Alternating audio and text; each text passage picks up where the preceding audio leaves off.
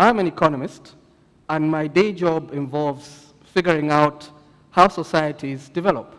And that's an important question, as you can imagine, because with development comes lots of interesting outcomes, or outcomes that we care about. With development, when development occurs, it means people can live longer.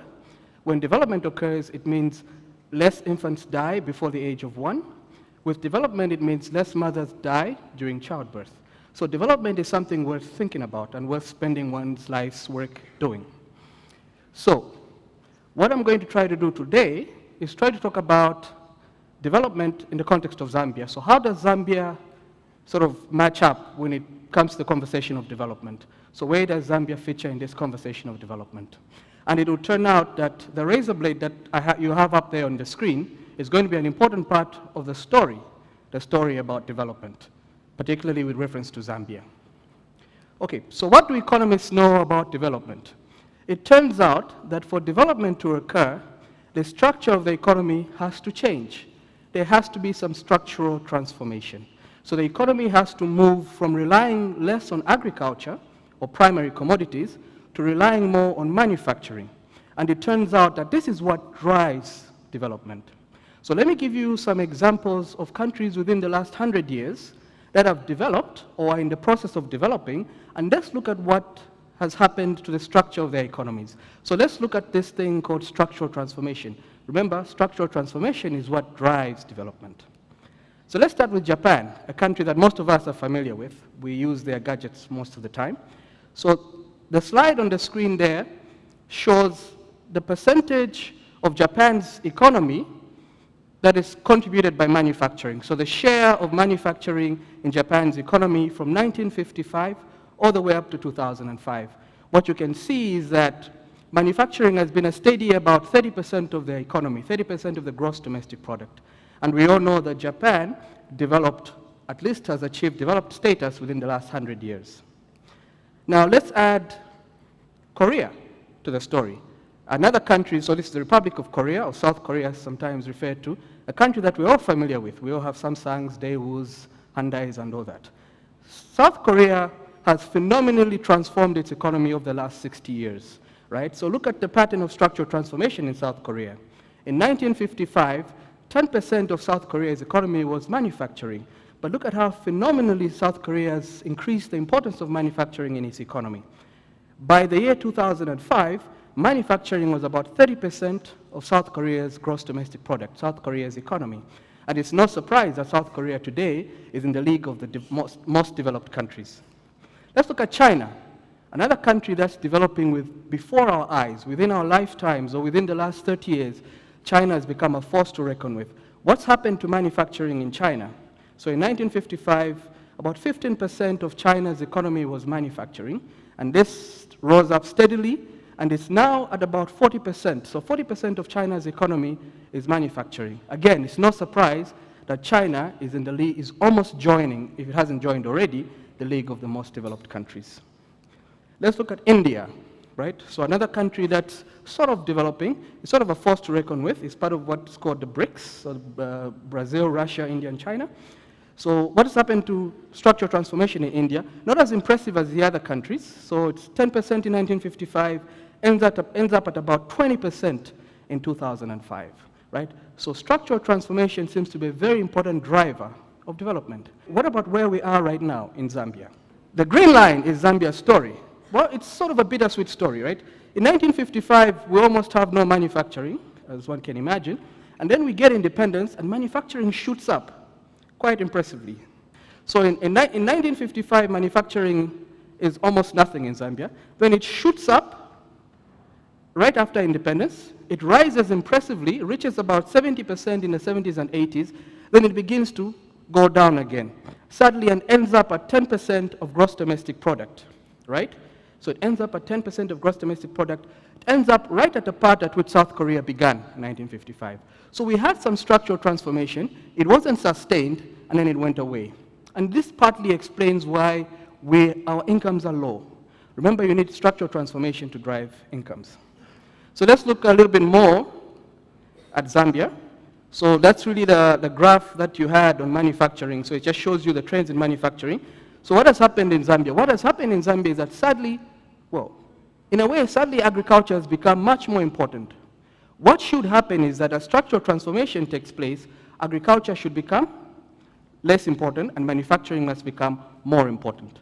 So agriculture is the orange line. So agriculture has become much more important, and then manufacturing has become less important. Services, which is the gray line, has also become super important. What should happen in a process of development is that you first of all start with agriculture. Agriculture shrinks, manufacturing becomes big, manufacturing shrinks, and then services takes over. But what we have done, it seems we have jumped the gun.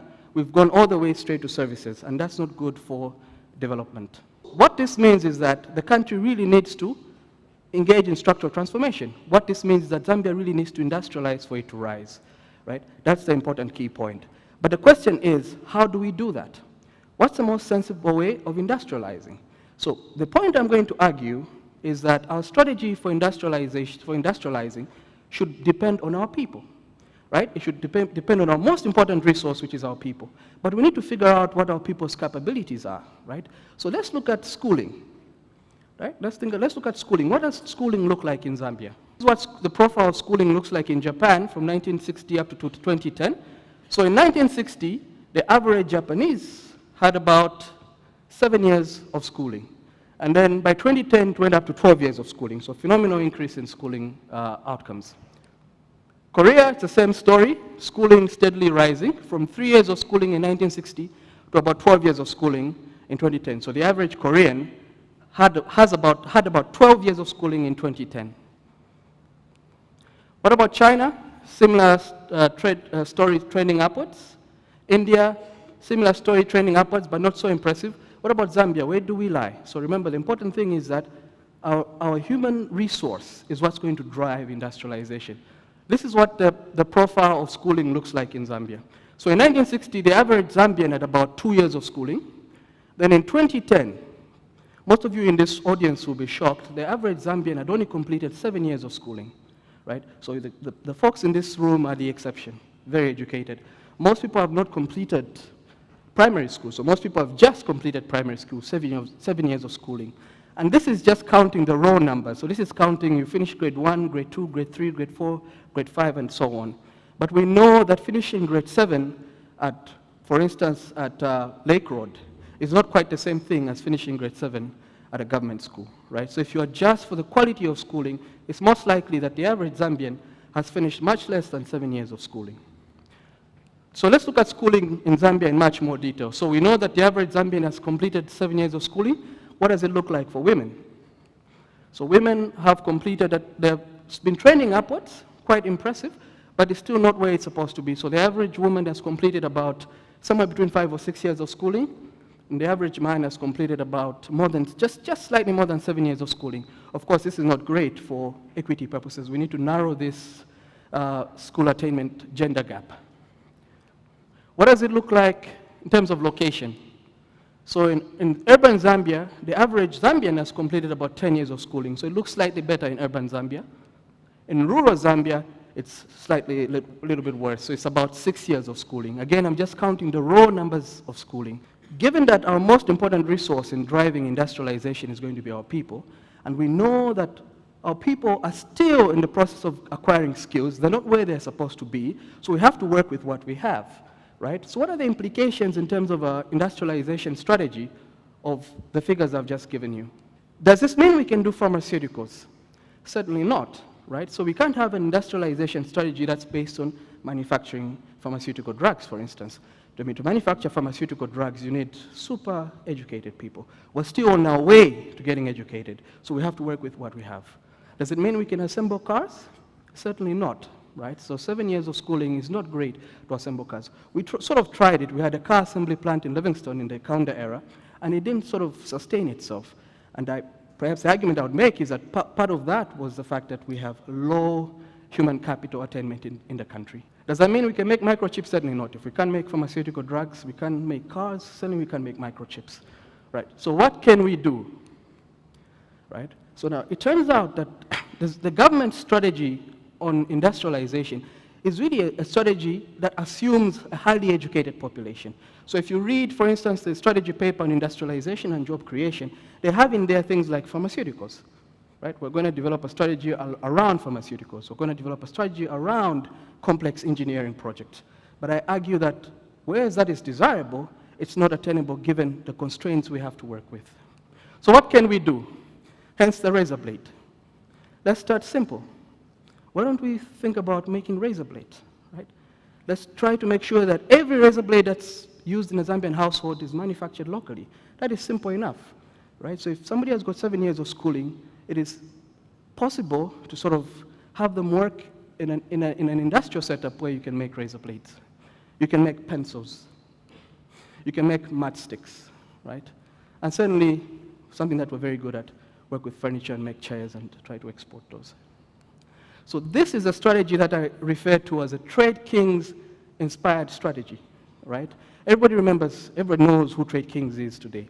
But in the mid-1990s, Trade Kings started very simply, right? They started with making Boom. A very simple Boom detergent paste, very simple product, doesn't require lots of human capital inputs into it.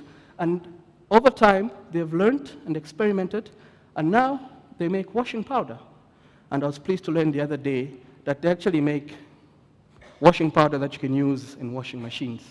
So this is a very neat strategy, a strategy that's modest, humble. You start simply, given what you have, and you work your way up towards complexity. So let's start simple. Let's make razor blades. And then over time, we'll make cars. Thank you so much.